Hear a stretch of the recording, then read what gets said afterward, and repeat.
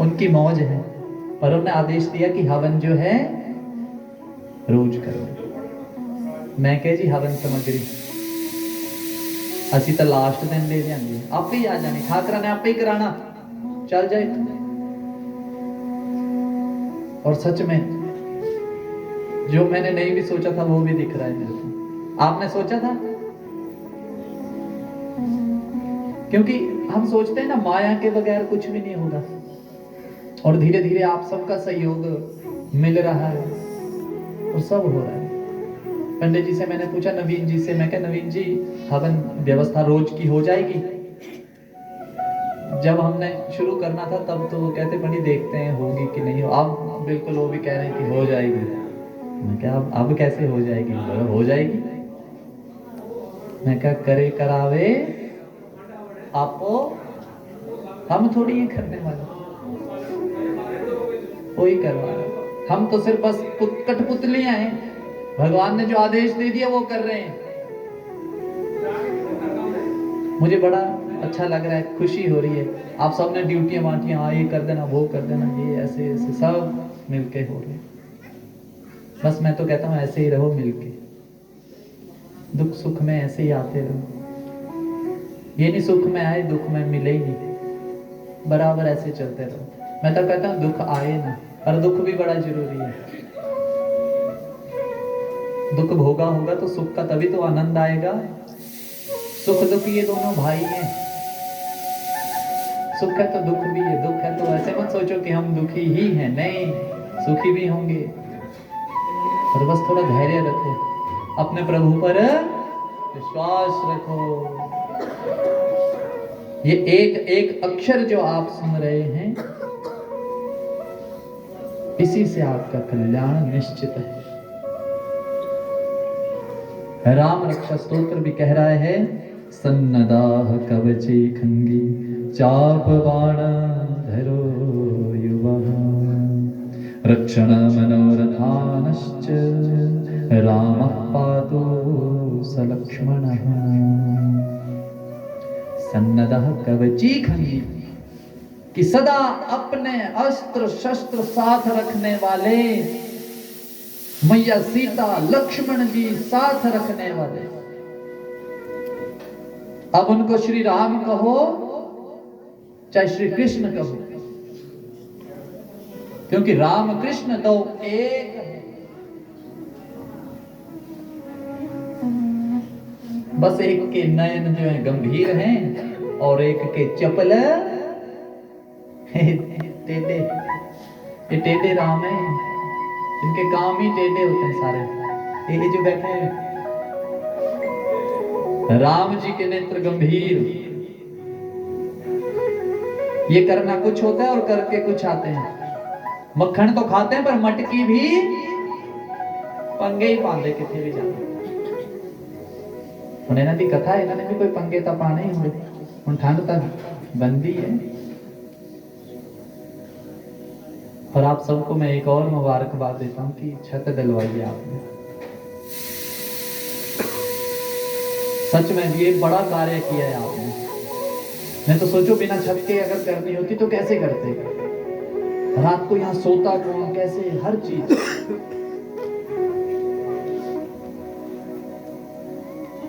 अब जो भी आपको लगे कि थोड़ा बहुत कुछ काम और रह रहा है उसको भी तुरंत करवाना, कह दो शंकर जी कि शंकर जी थोड़ा सा आपका काम रह रहा है करवा दो, आसी बैठे हैं नाम। आप कार्यक्रम शायद शिवरात्रि पे करते होंगे ना, करते हैं यहाँ कुछ? बढ़ चढ़ कर भाग लिया करो।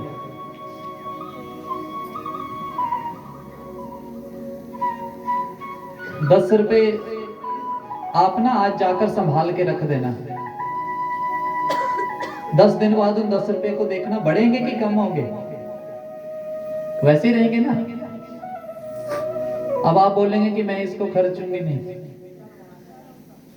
अब ऐसी जगह पर खर्चना ये तो आपके हाथ में है। ये किसके हाथ में है? आपके हाथ में। चलो रहने दो, उन्हें करता रहने दो, हो गया ना काम, असि इत्थे नहीं लाए। पर जब बीमार हो गए और 10 रुपए कम पड़ गए, वहां बोलना कि कोई गल नहीं, वो कटने ही पैने। क्योंकि डॉक्टर जब पर्ची बना के दे देता है ना कि लाओ दवाई, वहां नहीं बोलते हम कि थोड़ी काट कर। ऐसा होता है? 200 रुपए तो आजकल पर्ची के ही ले लेते हैं। मैं तो कहता हूं जब ऐसी स्थान पर आपने लगाया हो ना, देख लो बिजनेस बता रहा हूं एक आपको, यही एक ऐसा स्थान है जहां दोगे तो वहां डबल ही मिलेगा आपको। यह हमारी सोच बन गई है कि असि उत्थे देते। ये खुद का अनुभव बता रहा हूं। इनके लिए लगाएंगे ना तो समझो वो डबल नहीं, वो आते ही रहेंगे, वो आते ही रहेंगे। जैसे आज आप ये समय निकाल कर यहाँ बैठे हैं ना, ये ऐसे मत सोचना कि हम बैठे ही हैं बस, नहीं, पता नहीं कितने जन्मों के पाप हमारे आज मिट गए हैं। आने वाले कितने कष्ट थे जो आज यहाँ बैठकर ही खत्म, और कितने काम थे जो आपके नहीं बन रहे थे, आज से बनना, वो भगवान लग गए उन कामों में। किसका काम मैंने करना है?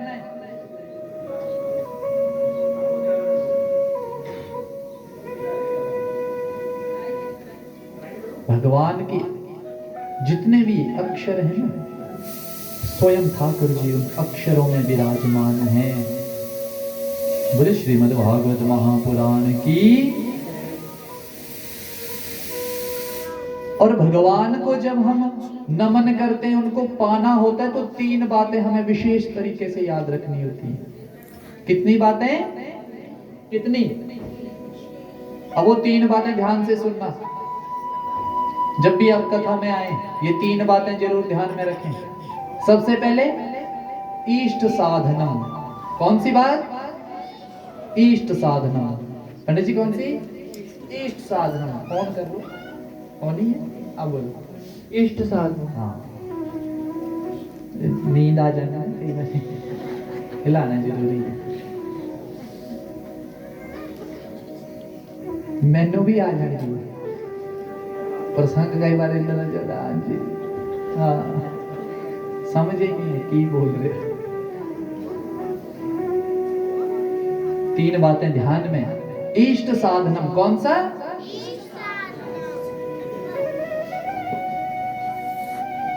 कि मैं ये कर सकता हूं। इष्ट साधनम मतलब मैं ये कर सकता हूं। आप कथा सुन सकते हैं? बोलो जोर से। देखो बाहर से हाँ जी हो गई। सुन सकते हैं? जोर से बोलो। इष्ट साधना। दूसरा कृति साधना।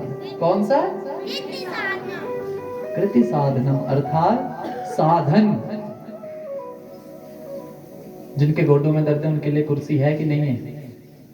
है। आप बैठ सकते हैं। ठंड से बचने के लिए शॉल है। घर से आए आप, गाड़ी पे आए, कोई स्कूटी लेकर आया, देखो सब साधन है। ये है कृति साधना। आपके पास कोई बहाना नहीं है कि मैंने कथा में नहीं जाना। बोलो साधन है। अब जो बहाने मारेंगे वो उनकी मर्जी है, पर जिनके पास नहीं है, जिसने जाना है वो पैदल भी चला गया। ये है कृति साधनम। तीसरा है बलवद निष्ठानुबंधी। आ भी गए, बैठ भी गए। अभी कथा में ध्यान ही लगा था कि मोबाइल रखे, 2 जेब में, फोन आ गया। हाँ जी, कितने पहुंचे? आज किन्नी से लोग की दुकान दी। ज्ञान वैराग्य शून्य। मोबाइल छोड़ दो, चलो कोई बात नहीं, अब ध्यान दो। कथा में ध्यान लगा था कि थोड़ी नजर इधर गई, अच्छा इन्हों भी सद्या हुण मैं नहीं आना कल तो। क्यों इन्हों क्यों सद्या? मैं प्रधान जी नाल गल करनी। बस हम वहां से आगे बढ़े ही नहीं। 3 बातों का विशेष ध्यान रखना पड़ेगा। हमें क्या है, जो मर्जी आए भाई, भगवान की कथा है, जो मर्जी सुने। ये कौन सा हम अपने बच्चों की शादी करवा रहे हैं कि इन्हों ही सदना में? भगवान की कथा है, जो मर्जी आए। आप किसी को मत देखो, बस ठाकुर जी का ध्यान करो। कथा पे ध्यान दो, ध्यान से सुनो। बस हम सबसे बड़ी कमी हम में यही है। कईयां का ध्यान था चप्पल वाले ही रहता, कल नवी लैके आया लै ना जाओ। कईयों ने एक चप्पल इधर उतारी होती है, दूसरी लास्ट चाहते ही भूल जाते कि दूसरी में उधर खोली सी। मंदिर में हमारे प्रोग्राम, हमारे एक मेंबर तो कहते महाराज जुत्ती गुम हो गई। मैं कहा चलो ग्रह गए। कहते ग्रह बड़े महंगे से, ग्रह बहुत महंगे से। मैं कहा अच्छा, ध्यान आपने यही रखना है, ग्रह जितने मर्जी महंगे हों। नहीं तो कई ऐसे करते हैं, साहिल जी तुमेव माता, फिर चपला वाल देख दे, पिता हैगी तमेव बंधु, फिर पीछे सखा तुमेव, कि हैगी फिर चप्पल की नहीं। 3 बातों का विशेष रूप से ध्यान रखना है, तभी भगवान को आप पा सकते हैं। और अपना अपना स्थान एक बना लो, रोज वहां बैठना है। पर ये नहीं लड़ पैना फिर कल कोई और बह गया तू मेरी जगह पे बह गया, नहीं। हम गद्दों का थोड़ा बीच में ना बिल्कुल खाली रखेंगे, आधे इधर बैठेंगे और आधे इधर बैठेंगे। ये 3 बातें आपने हमेशा याद रखनी है। महाराज भागवत इस कथा में मुख्य रूप से 3 वक्ता हैं, 3 श्रोता। पहले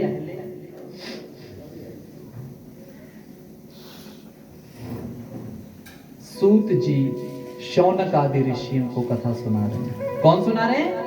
सूत जी शौनक आदि ऋषियों को कथा सुना रहे हैं। दूसरे शुकदेव जी महाराज परीक्षित को कथा सुना रहे हैं। और तीसरे मैत्रेय मुनि जो हैं विदुर जी को कथा सुना रहे हैं। पर विशेष रूप से जो है इसमें शुकदेव और परीक्षित ही हैं, जिन्होंने 7 दिन तक कथा सुनी और 7 दिन के उपरांत उनका कल्याण हो गया।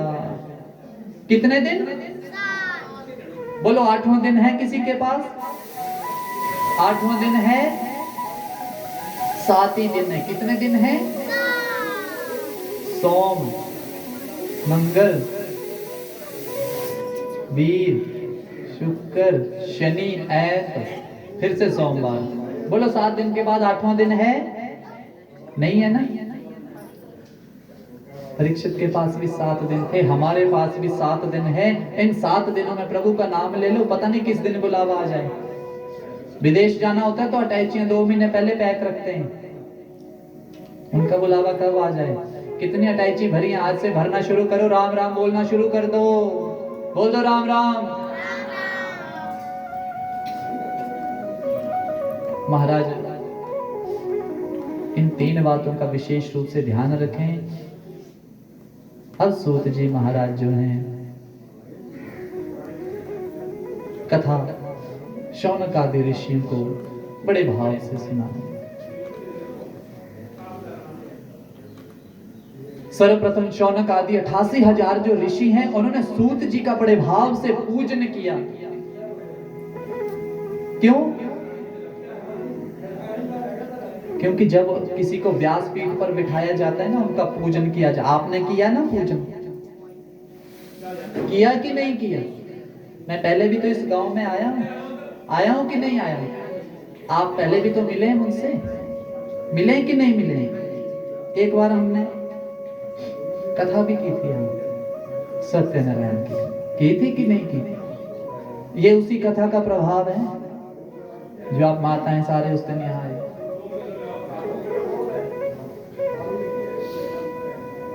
लेकिन व्यास पूजन होता है। महाराज सूत जी महाराज जी का उन्होंने बड़े भाव से पूजन किया। पूजन करने के बाद उनको कहने लगे कि हे सूत जी महाराज, हमारी इतनी उम्रें हो गई हैं, पूजन करते, हवन करते, माला फेरते हुए, हजार हजार वर्ष हो गए हमारी उम्र। अब महाराज कोई ऐसा उपाय बताओ जिसको सुनने मात्र से हमारा कल्याण हो जाए। महाराज बोला जब हम हवन करते हैं तो स्वाहा करते करते ना बूढ़े हो गए, बाजुएं थक जाती हैं, कोई ऐसा उपाय बताओ जो श्रवण मात्र से हमारे सब दुख जो हैं दूर हो जाएं और हमारा कल्याण हो जाए। बोले श्री बांके बिहारी लाल की। महाराज सूत जी महाराज बड़े प्रसन्न हुए कि ऋषियों आपने बड़ा सुंदर प्रश्न किया है। आज आपको मैं एक ऐसी कथा का श्रवण कराऊंगा जिस कथा को नारद जी ने 7 दिन बैठकर सुना। सनंदन, सनातन, सनत कुमार 4 भाई, 4 ऋषियों ने उनको ये कथा श्रवण करवाई। महाराज शौनक आदि ऋषि अचंभित हो गए कि जो नारद जी 1 मिनट कहीं नहीं रुकते 7 दिन तक कैसे बैठ गए। बोला इतना प्रभाव है उस कथा का, इतना प्रभाव है उस कथा का।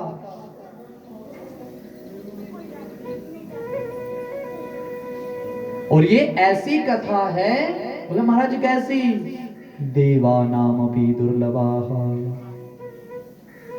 देवताओं को भी दुर्लभ है, देवता भी इस कथा को नहीं सुन सकते। बोला अच्छा ऐसी कथा है? महाराज जरा विस्तार से तो सुनाओ हमें।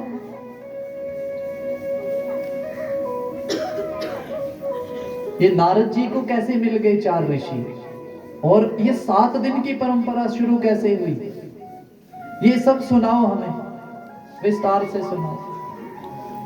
और क्या क्या करती है ये कथा? बोला ध्यान पूर्वक सुनो। काल ब्याल मुखग्रास त्रास निर्नाश हे तवे।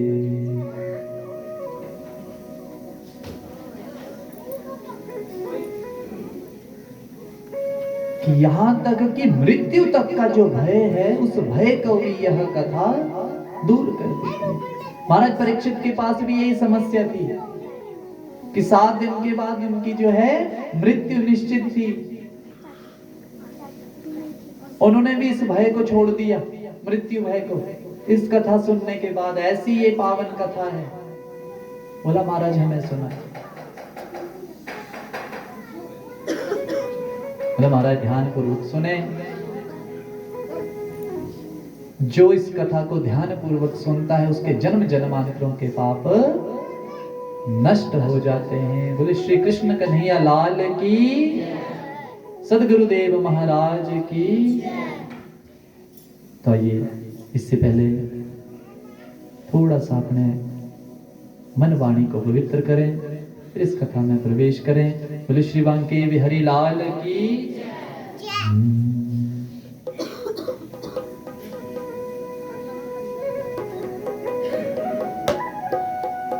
श्री कृष्ण गोविंद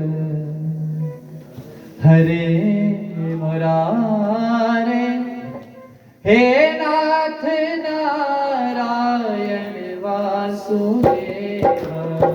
श्री कृष्ण गोविंद हरे मुरारे, हे नाथ नारायण वासुदेव। श्री कृष्ण गोविंद हरे मुरारे, हे नाथ नारायण वासुदेव। श्री कृष्ण गोविंद हरे मुरारे, हे नाथ नारायण वासुदेव। श्री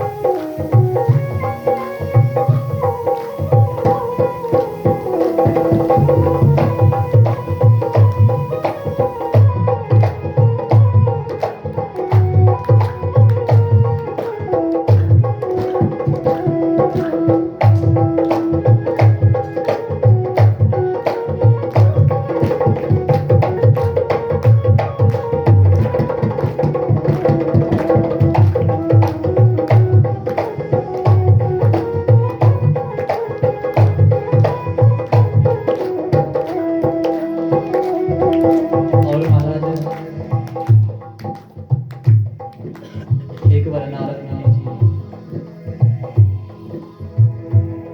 पृथ्वी का भ्रमण करने चल पड़े। पृथ्वी का भ्रमण करते गए, हर जगह देखा कि पाप बढ़ रहा है। पाप क्या है? पाखंड बढ़ रहा है। पाप का एक खंड, पाखंड। कोई प्रभु का नाम स्मरण नहीं कर रहा, सब कार्य उल्ट हो रहे हैं। बड़े दुखी हो गए, इतने दुखी हो गए कि मन में भाव आया कि वृंदावन की ओर चलता हूं, यमुना के तट पर जाता हूं, शायद वहां कुछ अच्छा हो। तो भगवान की पावन स्थली है। महाराज यमुना के तट पर पहुंच गए, वृंदावन पहुंच गए। वहां पर क्या देखा कि एक सुंदर स्त्री दो बूढ़ों को अपनी गोद में लिए उनको पंखा झुला रही है,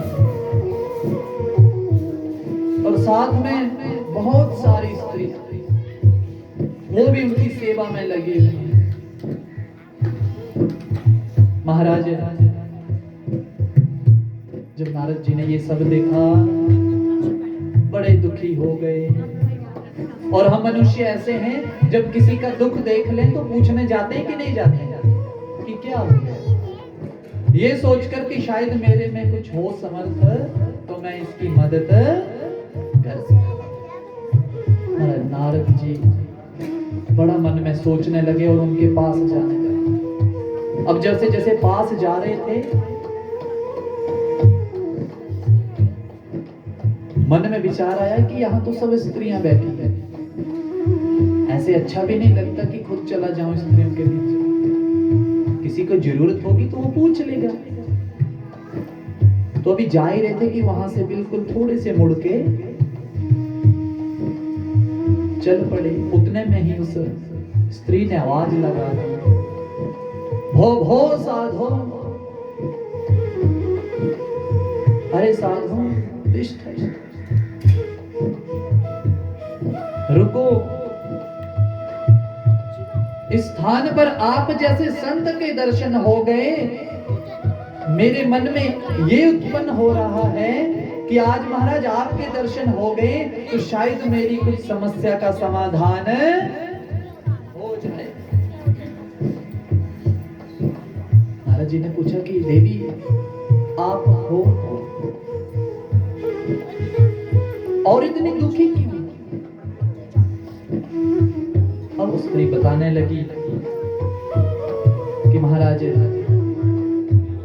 अहम भक्ति रीति ख्यातः, मेरा नाम भक्ति महारानी है। इमो में तनयो सुतो, और ये दो मेरे बूढ़े जो हैं ये बालक हैं, मेरे पुत्र हैं। नारद जी ने कहा महाराज ये तो बूढ़े हैं और आप जवान, ये आपके पुत्र? बोला हाँ। कलयुग का महाराज इतना प्रभाव है, ये जो दो मेरे पुत्र हैं, एक का नाम ज्ञान है, दूसरे का नाम वैराग्य है, ये बिल्कुल बूढ़े हो चुके हैं। मैं भी बूढ़ी थी भक्ति, पर जैसे ही वृंदावन में आई मुझ में नव यौवन आ गया, पर मेरे दोनों पुत्र जो हैं बूढ़े के बूढ़े रहे। महाराज ऐसा मन कर रहा है कि मैं यहां से चली जाऊं, विदेश चली जाऊं। भक्ति कह रही है। नारद ने कहा कि विदेश जाने की कोई जरूरत नहीं, मैं आ गया हूं, मैं तेरे दोनों पुत्रों को ठीक करूंगा। अब महाराज भगवान की कृपा से नारद जी जो हैं ज्ञान और वैराग्य को उठाने लगे। हे ज्ञान, हे वैराग्य, उत्तिष्ठ उत्तिष्ठ, प्रबुद्धता। वो नहीं। महाराज गीता का पाठ सुना दिया, उपनिषद सुना दिए, वेद सुना दिए, सारे शास्त्र सुना दिए, पर वो बिल्कुल नहीं उठे। उतने में आकाशवाणी हुई, सत्कर्म करो। क्या करो? नारद जी ने कहा सत्कर्म करो। आकाशवाणी से पूछने लगे कि महाराज सत्कर्म क्या, कौन सा सत्कर्म? उतने में वाणी शांत हो गई। तो महाराज नारद जी जाके सबसे पूछने लगे, जो बड़े बड़े संत थे उनसे पूछने लगे कि महाराज सत्कर्म क्या है। अब जिन संतों के पास जा रहे थे, मेरे जैसे मूर्ख कई बैठे हुए थे। नारद जी जैसे उच्च कोटि के संत पूछ रहे हैं कि सत्कर्म क्या है। अब जिनसे पूछ रहे हैं वो मन में सोचे कि नारद को पता नहीं तो हमें क्या पता होगा।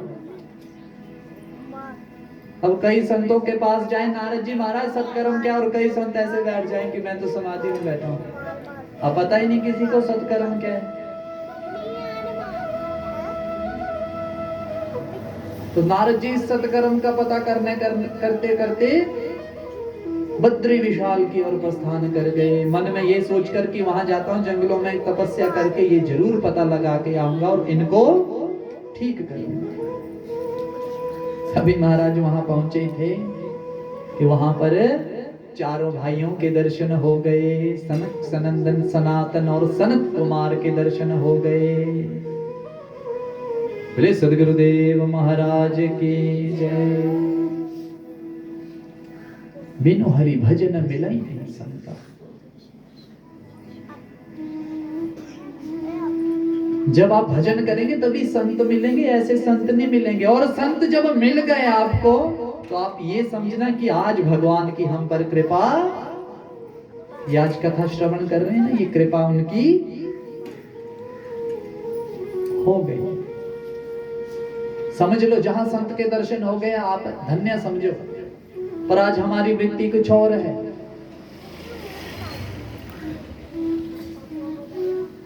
आज अपने बच्चों को क्या बताते हैं?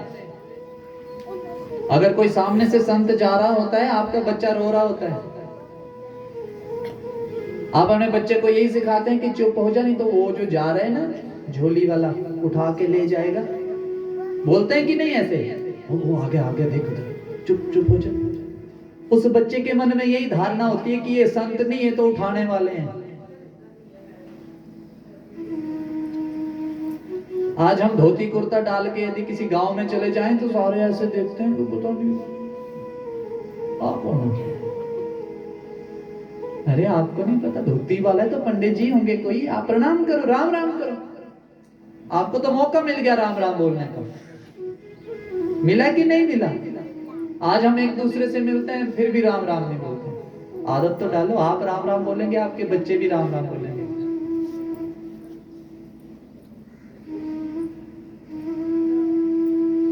मां कौशल्या ने अपने बच्चों को राम जी को किसके साथ भेज दिया? विश्वामित्र जी के साथ भेज दिया। बोलो, संतों के संग भेज दिया। लेकिन हम संतों से अपने बच्चों को दूर करते हैं, ये बोल के कि ये उठा के ले जाएगा। ऐसा नहीं करना, इनको शिक्षित करो कि पंडित जी आए हैं, पैर छुओ इनके। कैसे छूते हैं पैर? पंडित जी खुद बताएंगे, ऐसे नहीं ऐसे। आजकल किंदा छूंदे या पैर तो पता ही है, वो पैरी पहने नहीं होती है। कई तो गोडों से नीचे भी नहीं होते हैं। वो कौन से चरण वंदना में? इससे अच्छा राम राम बोल दो। क्या बोल दो? आप ऐसे करेंगे ना राम राम, तो अगले का एक गुण आप में आ जाएगा। एक गुण सब में होता है ना। कोई भी आदमी उसके पास बहुत सारे गुण होते हैं, वो गुण धारण कैसे करें? राम राम। कैसे? एक गुण ले लिया आपने, जे यदि पैर छू देंगे तो 2 गुण ले गए। पैर कैसे छूते हैं? ये जो सीधा हाथ है सीधे पैर पे ऐसे, और ये जो पुट्ठा हाथ है ये पुट्ठे पैर पे लगे, इसलिए ऐसे छूते हैं पैर। कैसे? ऐसे करके, ऐसे करके। राइट हैंड जो है राइट की साइड जाए और लेफ्ट लेफ्ट की साइड जाए। पर हम आज गोडों तक भी नहीं आते। ये आपने सिखाना है। कथाओं में यही सब मिलेगा, प्रसाद के अलावा। प्रसाद तो मिलेगा ही मिलेगा, पर ये सब भी मिलेगा जो आपको कोई नहीं देगा। नारद जी कहते हैं महाराज बस वही तब सतकर्म के बारे में पता करने जा रहा था, आप मिल गए, आपके दर्शन हो गए महाराज, मैं धन्य हो गया। आप ही बताएं वो सतकर्म क्या है?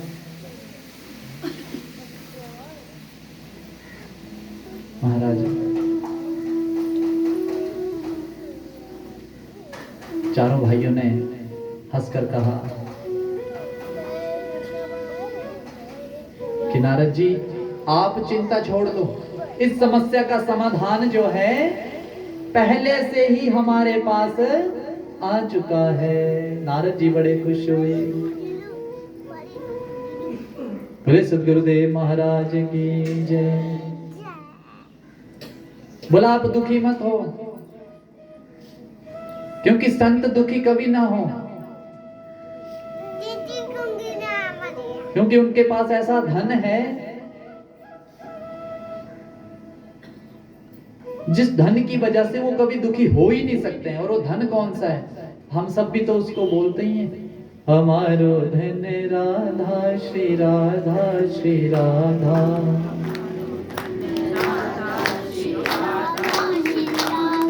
हमारो धन राधा श्री राधा श्री राधा।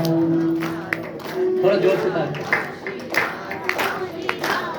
हमारो धन राधा राधा हमारो धन राधा हमारो धन राधा राधा राधा राधा हमारो धन राधा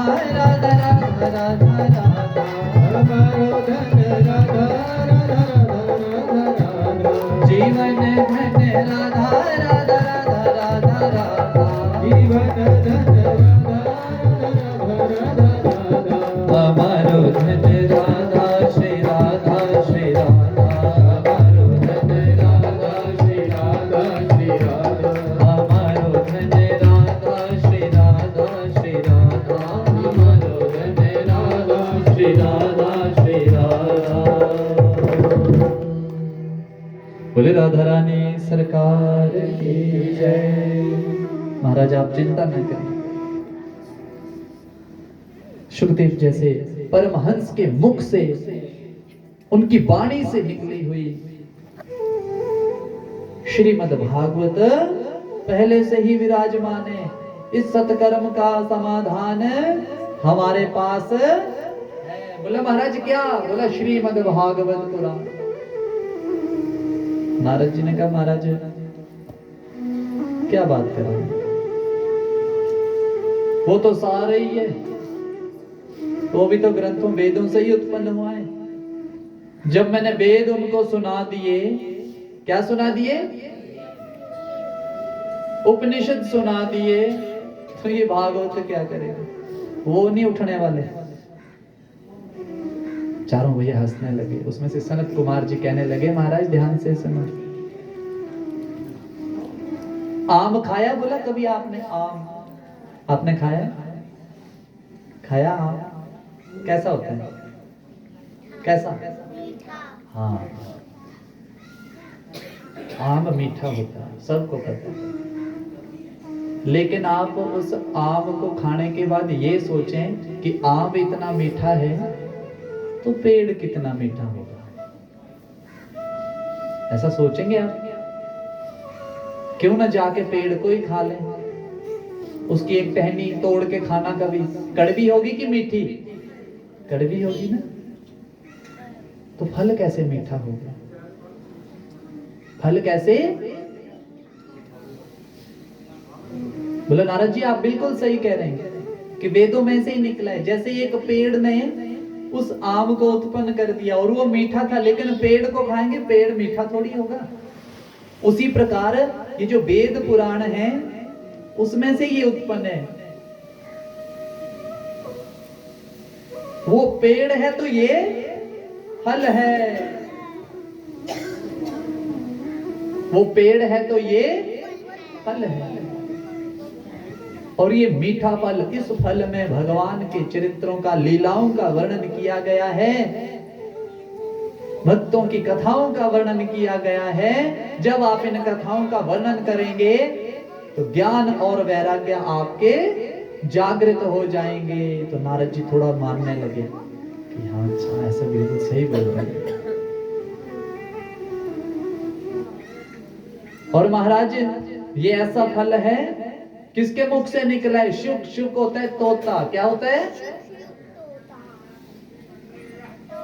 तोता इतना पारखी होता है ना फल का, चोंच वही मारता है जो फल सबसे, बोलो ऐसा है कि नहीं है?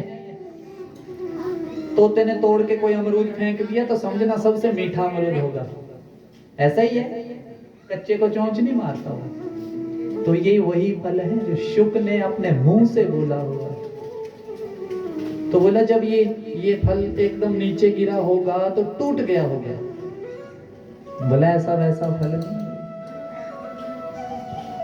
ये एकदम गिरा ही नहीं नीचे, भगवान के मुखारविंद से निकला,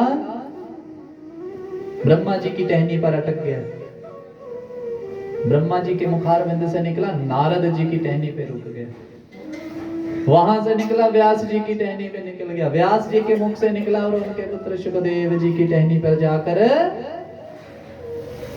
और शुकदेव के मुख से निकला सूत जी महाराज।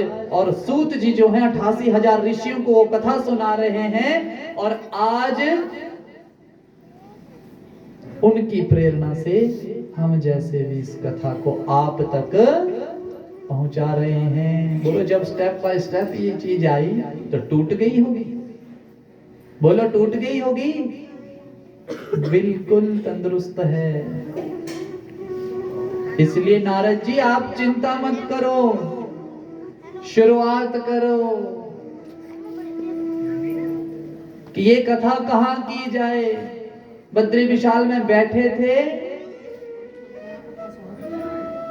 सबने सलाह बनाई कि बद्रीनाथ बैठकर यदि कथा करेंगे तो जो संसारिक हैं उनको थोड़ा दूर पड़ जाएगा, इतना दूर पहुंचना मुश्किल है। इसलिए हरिद्वार की ओर चलते हैं। कहां? महाराज कथा का जो प्रारंभ होने लगा, सब संत चल पड़े, सब जगह बता दिया गया कि कथा का शुभारंभ हो रहा है। कथा कौन कर रहे हैं? 4 भाई, सनक, सनंदन, सनातन और सनत कुमार, 4 ऋषि जो हैं कथा कर रहे हैं। उन ऋषियों की जो उम्र है वो 5 साल की है, और भगवान के भजन के अलावा वो कुछ नहीं करते।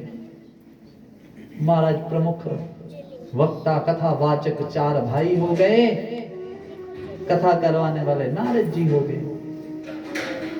हरिद्वार के आनंद तट पर पहुंच गए। बोले गंगा मैया की। वहां ऐसे गद्दे तो थे नहीं, रेत बड़ी सुंदर थी। उस रेत को ऐसे इकट्ठा किया और एक व्यासपीठ बना दिया, उन पर 4 भाइयों को बिठा दिया और लाइन लग गई। पंडाल 1 मिनट में भर गया। बद्री विशाल से भी आ गए हरिद्वार में, और हम जैसे संसारी भी वहां पहुंच गए सुनने कथा। अब महाराज कथा प्रारंभ हुई। क्या हुआ? कथा प्रारंभ की। 4 भाइयों ने उस कथा को प्रारंभ किया। अभी प्रारंभ ही किया था, अभी कुछ निकला ही था मुंह से। अभी मंगलाचरण ही किया था, और मंगलाचरण के बाद अपनी वाणी को पवित्र ही कर रहे थे। अभी शुरू क्या किया था? श्री कृष्ण गोविंद हरे मुरारे, हे नाथ नारायण वासुदेव। श्री कृष्ण गोविंद हरे मुरारे, हे नाथ नारायण वासुदेव।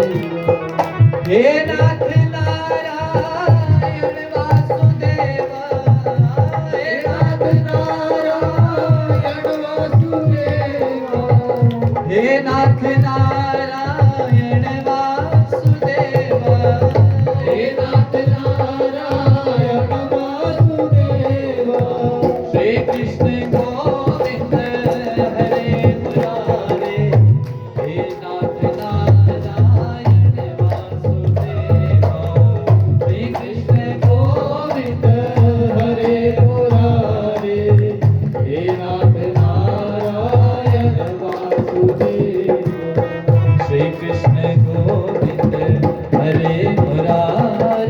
हे नाथ नारायण वासुदेव श्री कृष्ण गोविंद हरे मुरारी हे नाथ नारायण वासुदेव एवं नगाहा श्रवणोरुधर में प्रकाश्यमाने ऋषि भी सभाया श्री कृष्ण गोविंद हरे मुरारी हे नाथ नारायण वासुदेव। और इस कथा का श्रवण करने के लिए बड़े सारे संत जन इकट्ठे हो गए, हम जैसे संसारी भी एकत्रित हो गए। और अभी एकत्रित हुए थे, बैठे थे, सब ताली वादन कर रहे थे।